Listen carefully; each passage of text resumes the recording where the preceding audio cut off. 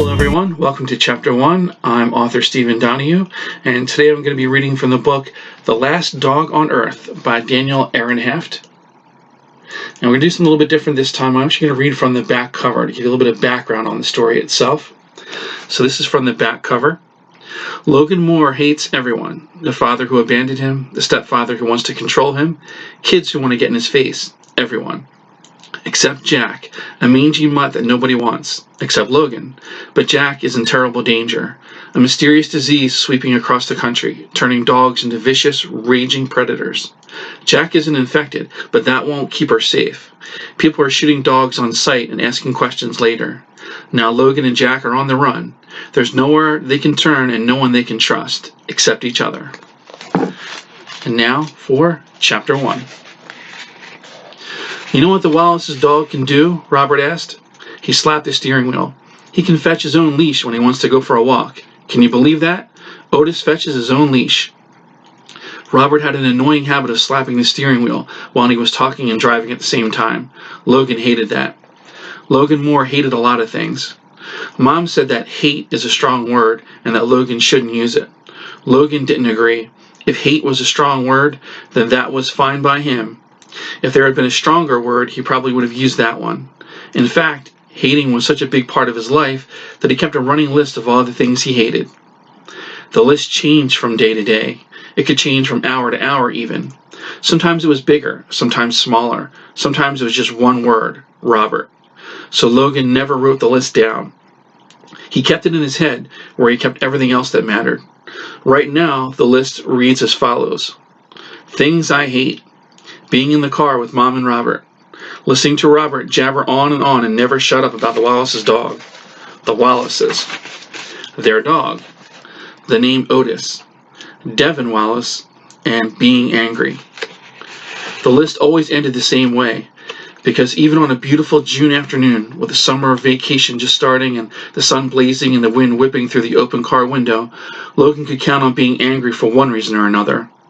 At the very least, he could always be angry that Mom had married Robert, whose pockmarked face looked like the surface of an asteroid, and whose mission in life was to be the all-knowing dictator of everything.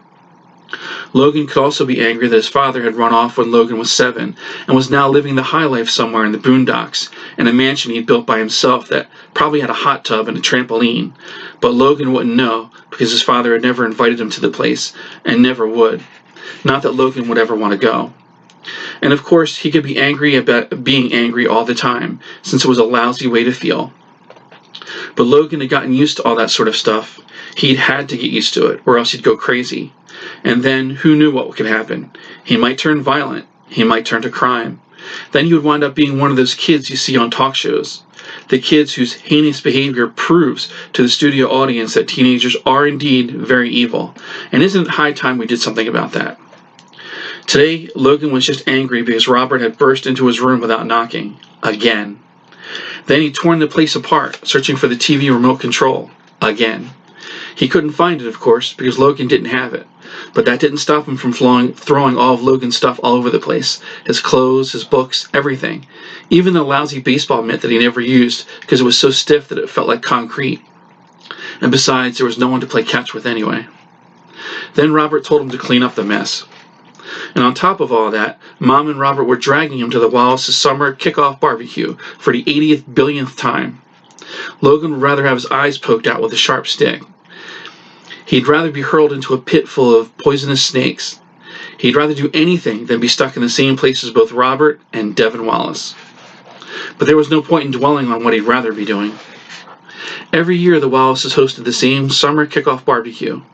Everybody in Pinewood was invited. That was the Pinewood spirit. Pinewood was the lame housing tract in the lame town which they all lived, that being Newberg, Oregon, otherwise known as Lameville, USA. And every year, the star attraction of the barbecue was Devin Wallace, the king of all lameness himself. Devin was 14, just like Logan. They'd been in the same class since they were 5.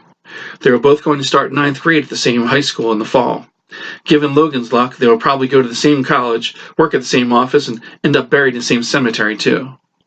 For the longest time, Mom and Robert had been putting up a fight to make Logan become better friends with Devin. It didn't work. And it didn't take a genius to see why. From an adult point of view, Devin was perfect. He was a perfectly adequate student. He had perfect blonde hair and perfect teeth. He was one of those kids who looked as if he belonged in a toothpaste commercial.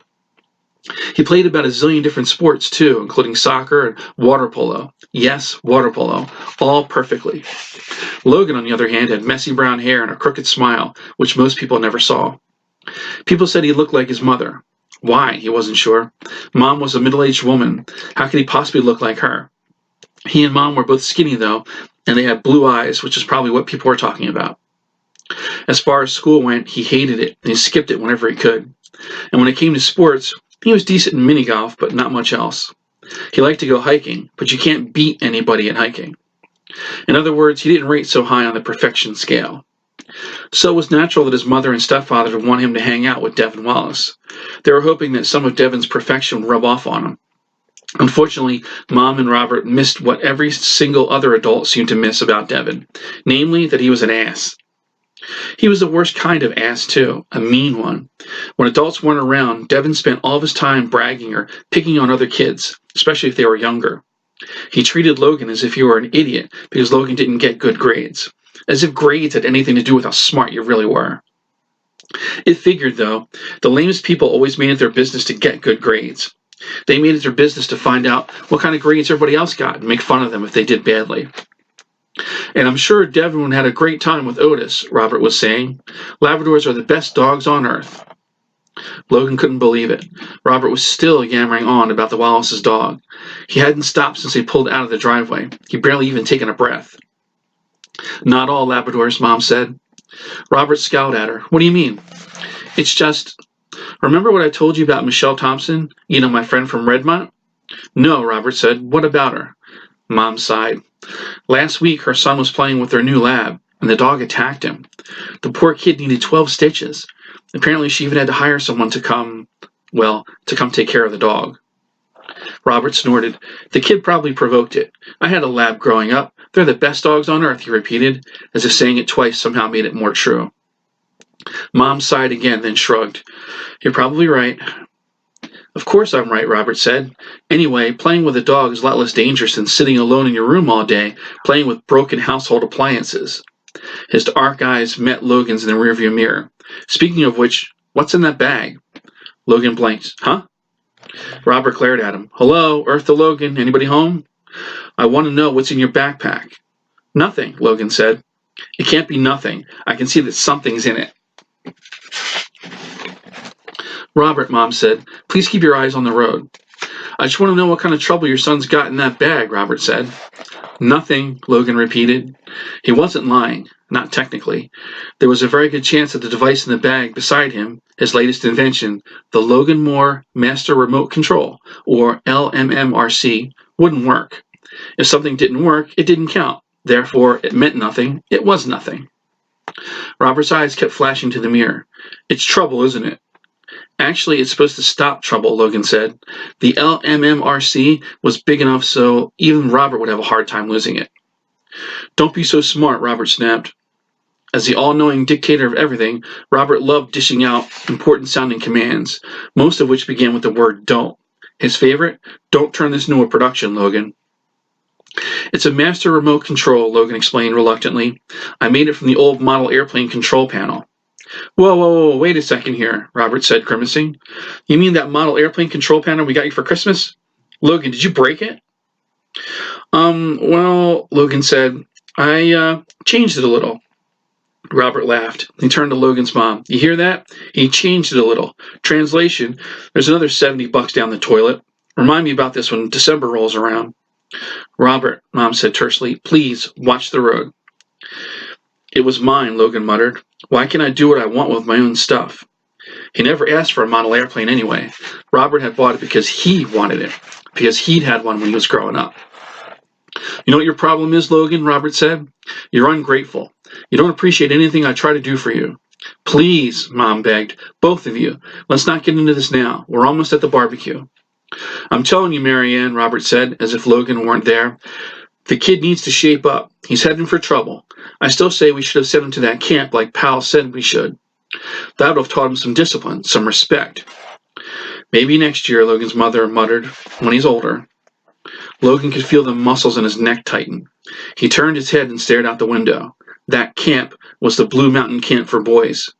It had been founded by an ex-Marine and was supposed to whip kids into shape by treating them like soldiers in a boot camp. Or prisoners.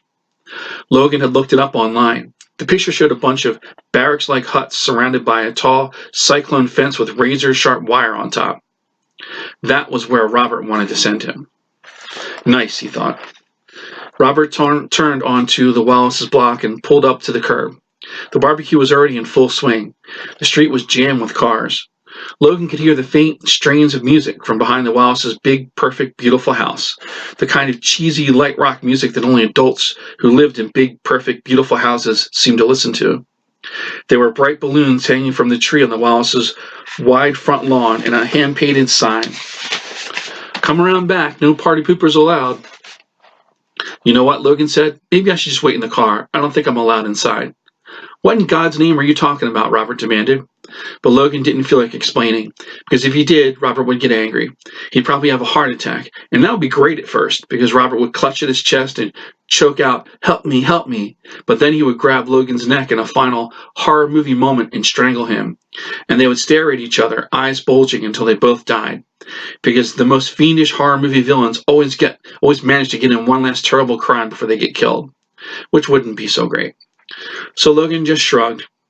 Robert turned off the engine and pulled the key from the ignition. He leaned over the seat and looked Logan in the eye. "Don't turn this into a production, Logan," he said. And that is Chapter 1 of The Last Dog on Earth by Daniel Ehrenheft.